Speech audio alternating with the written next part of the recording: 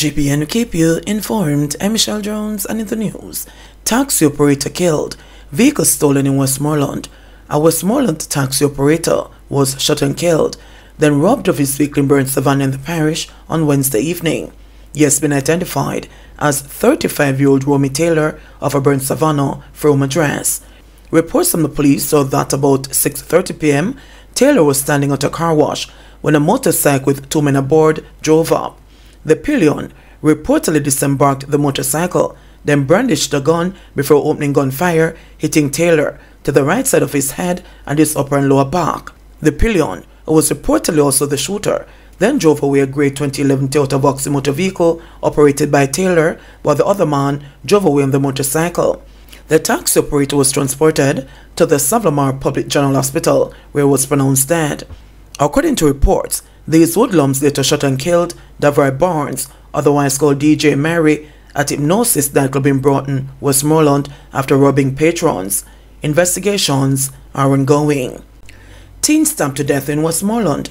Westmoreland's murder tally continues to rise after a 17-year-old identified as Anthony James of Dexter Street, Savlamar, became another victim. James was stabbed to death Tuesday night along the Louis Street main road. It's reported that the teenager was standing outside the KFC restaurant with a child when he was attacked and stabbed by the suspect, who goes by the alias Percy. The injured teen ran in the direction of the nearby Savlamar police station for assistance but collapsed. He was rushed to hospital where he died while undergoing treatment. A search has been launched for the suspect. 6 arrested following major police operation in St. Elizabeth. 6 people suspected to be involved in criminal activities were arrested during a major police operation in St. Elizabeth on Wednesday. An illegal gun and more than 40 rounds of ammunition were seized during the operation conducted along the Holland Bamboo Main Road. Acting Superintendent Coleridge Minto, head of the St. Elizabeth Police, said that a police team found the illegal items after it stopped a Toyota Axi motor car and searched the occupants and vehicle. At about 1:30 today, along the Holland Bamboo Main Road, the Black River OST was conducting a special operations on this major thoroughfare.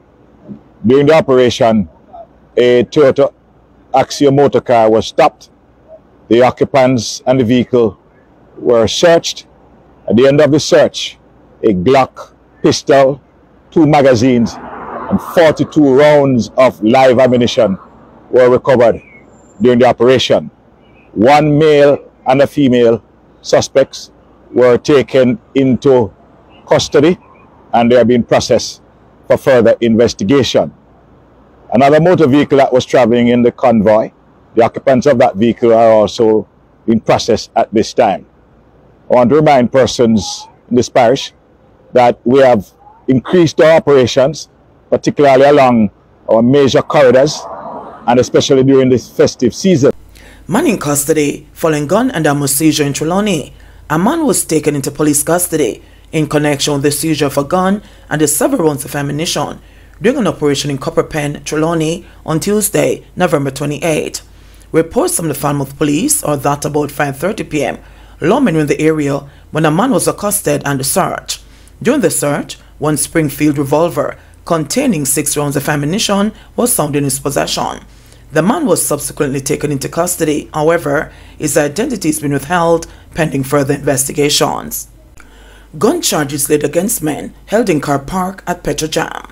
The police have now laid charges against the 3 men held with guns in a car park at Petrojam.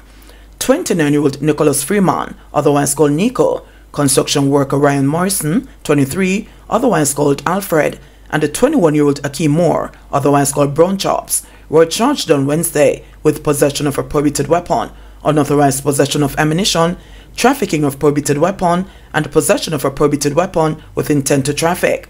The police reported that about 6:30 a.m. on Thursday, November 23, lawmen carried out an operation along Marcus Garvey Drive, where a blue Toyota Yaris motor car with the 3 men aboard was searched. During the search, a Taurus 9mm pistol with a magazine containing 6 9mm cartridges and a .38 revolver containing 6.38 cartridges were found inside of the motor car, according to the police. All 3 people were taken into custody. They were charged after a question and answer session on Wednesday, November 29. Their court date is not yet finalized. DPP challenges sentences for murder of missionaries. The prosecution has filed a notice of appeal challenging the sentences handed down by Supreme Court Judge Justice St. Pusey earlier this month to taxi driver Andre Thomas for his role in the 2016 murders of American missionaries Harold Nichols and Randy Ensel. Thomas was in July this year declared guilty by a jury after he opted to stand trial, maintaining throughout his 4-week-long hearing that despite observing the murders, he did not participate. On Friday, November 10, Thomas was sentenced to life imprisonment for each murder with eligibility to apply for parole after 30 years. He was, however, given a reduction of 4 years because of time spent on remand, making it so that the time spent behind bars before he is eligible to apply for parole would be 26 years. Ironically, his co-accused and cousin Dwight Henry, who pleaded guilty to 2 counts of murder under a plea deal and became the prosecution's main witness, was sentenced by Justice Pusey in January this year to life in prison without the possibility of parole until after 28 years. Henry had testified against Thomas, saying that he killed only one of the men while his cousin shot and chopped the other. Thomas was taken into custody. Thomas was taken into custody about 2 months before Henry. Justice Pusey, in sentencing Thomas in the Home Circuit Court Division of the Supreme Court in downtown Kingston, said he had struggled to find factors that would lessen the St. Mary's man's culpability for the senseless killings. The Office of the Director of Public Prosecutions, however, is contending that the sentence was unduly lenient, given that Thomas, being a co-conspirator, had opted to go to trial and had received a lesser sentence in comparison to Henry, who pleaded guilty and gave evidence in the matter. It needs to be reviewed. The person who takes it to trial will always get a higher sentence than the one who pleads guilty, Director of Public Prosecutions Paula Llewellyn, King's Counsel, said on Tuesday. She said to allow the judgment to pass undisturbed would have a chilling effect on the willingness of individuals to engage the prosecution under the Criminal Justice Plea and Negotiations Act plea bargain.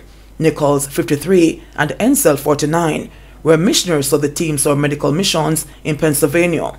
They went missing on Saturday, April 30, 2016, after leaving their Tower Hill St. Mary homes on motorcycles to visit a site where they had planned to do charity work the following week. When they did not return home, a search party later that day discovered Ensel's body lying face down, his green helmet still over his head, with his arms bound tightly behind his back by a piece of cloth torn from the green t-shirt in which he was clad. Nichols' body was found some distance away on the Sunday afternoon. Justice Pusey, in noting that the facts of the case are well known and unfortunately notorious, said that while there have been conflicting statements from both men as to the extent of Thomas's involvement in the murders, what was clear to the jury was that Mr. Thomas was present and that he was a willing participant. During the 4-week-long trial, the Crown called 23 witnesses to support his case. The defense only called Thomas, who gave an unsworn statement saying that, despite observing the murders, he did not participate in the killings. Thomas, the Crown also heard, had been convicted for sex with a person under 16 in 2017 while in remand for this crime. He had been given a suspended sentence for that offense. Community residents gave a negative account of the cabby driver's lifestyle in the social inquiry report compiled by probation officers ahead of sentencing. Convict recounts video-recorded stabbing death of schoolgirl Shanika Gray. Convicted murderer Mario Morrison today testified at the Shanika Gray murder trial that he and Gregory Roberts had sex with the teenager and then videotaped her stabbing death in Irwin, St. James. The 15-year-old schoolgirl was killed in 2017. The former co-defendant, who is currently serving a life sentence in relation to Gray's murder, told the St. James Circuit Court that he used Roberts' cell phone to record him stabbing the Green Pond High School student while she cried and pleaded throughout the fatal ordeal on the night of January 29, 2017. We pick up a young lady at court and she was waiting in a taxi for go Bourg Village. He stopped at UDC and had sex with her, and then him saying wanted to pick up something at Granville, and the young lady was saying she wanted to go to Bourg, Morrison told the court in his evidence in chief. After reaching Irwin, he said to the female, "You're not going to give the dog sex her head." Then after, she was like she wanted to go home. He videotaped himself hugging the girl, and afterward he passed the phone to me and said, "Dog, video this to me." So me have video now, him have the knife and him start with stab her. And she start to cry and bawl and even say, "Lord, this is what you're going to do to your daughter?" Morrison recounted. Morrison also told the court that Roberts had asked him to record the incident because Roberts was going to make a sacrifice, a term that has seen frequent use throughout the trial to date. Roberts and Morrison were arrested and charged with Bree's murder after the teenager's body was found on February 1, 2017. 9 fleeing Haitians returned home after landing in Jamaica. 9 Haitians, who were among a group who entered Jamaica illegally between Sunday and Monday earlier this week in Long Road, Portland, were sent back to Haiti on Wednesday evening on a Jamaica Defense Force Coast Guard vessel. It is suspected that at least half of the 20 or more Haitians who landed illegally have not been accounted for. Residents awoke Monday morning and saw the 28-foot sailboat in which the Haitians had arrived abandoned on Long Road Beach. The police were alerted and 8 of the Haitians were captured when a taxi was intercepted in the parish. Among the fleeing Haitians was one of their countrymen who has been living in Jamaica for 11 years. It is understood that another illegal Haitian migrant was caught Tuesday night along with another native of Haiti who has been living in Jamaica for a period of time. 5 females and 4 males comprise the 9 repatriated Haitians. Human rights lawyer Malene Alain is in Portland attempting to block the government from sending back the Haitians, but her efforts have been futile. Detectives assigned to the Kingston Western Police Division have listed 10 men as wanted for questioning in relation to recent activities in the division. The men are being asked to report to the Denham Town Criminal Investigations Branch before 6 p.m. on Saturday, December 2. Being sought are a man known only as Buddy, Neil Williams, otherwise called Killer Bean, Colin Townsend, otherwise called Jojo, Javon Ferguson, otherwise called Binti, Tyreek, otherwise called Hittis, a man known only as Bobo, Romario Barrett, otherwise called Papa, Oden Thomas, otherwise called Leanhead, a man known only as Naldo, a man known only as Tamar, a man known only as O'Neill, and a man known only as Chin. JBN will keep you informed. Please remember to subscribe, like, share, leave us a comment, and click the notification bell to receive our daily news items.